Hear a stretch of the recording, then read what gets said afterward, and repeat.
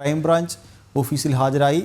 ദിസ്ന സുരേഷ് ചേരുന്നുണ്ട്. ദിസ്ന, ഒടുവിൽ ഷുഹൈബ് ചോദ്യം ചെയ്യലിന് വേണ്ടി ഹാജരായിരിക്കുന്നു. വിവരങ്ങൾ.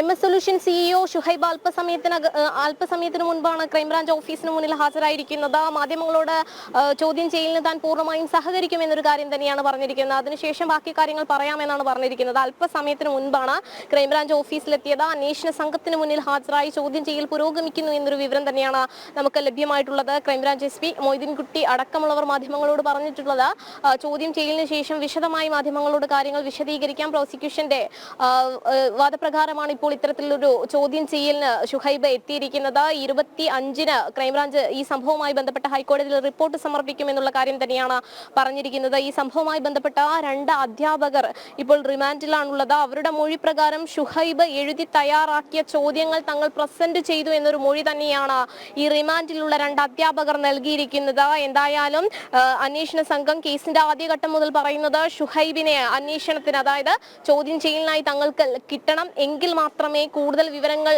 അറിയാൻ സാധിക്കുകയുള്ളൂ എന്നൊരു കാര്യം ക്രൈംബ്രാഞ്ച് ഹൈക്കോടതിയിൽ വ്യക്തമാക്കിയിരുന്നു. ഷുഹൈബ് നൽകിയ മുൻകൂർ ജാമ്യാപേക്ഷയുമായി ബന്ധപ്പെട്ടാണ് ഹൈക്കോടതി ഇത്തരത്തിലുള്ള ഒരു നിർദ്ദേശം ഷുഹൈബിന് മുന്നിൽ വെച്ചത്.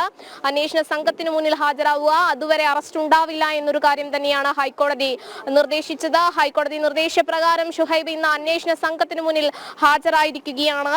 മൊഴി എടുക്കൽ തുടങ്ങിയെന്നാണ് അറിയാൻ സാധിച്ചിട്ടുള്ളത്. അതിനുശേഷം മാധ്യമങ്ങളോട് കാര്യങ്ങൾ വിശദീകരിക്കാം എന്നൊരു കാര്യം തന്നെയാണ് ഷുഹൈബ് പറഞ്ഞിട്ടുള്ളത്. ശരി ദിസ്ന, ഒടുവിൽ MS സൊല്യൂഷൻ CEO ഷുഹൈബ് ചോദ്യം ചെയ്യലിന് വേണ്ടി ക്രൈംബ്രാഞ്ച് ഓഫീസിൽ ഹാജരായി വിവരങ്ങൾ നൽകുകയായിരുന്നു. അവിടെ നിന്നും ദിസ്ന സുരേഷ്.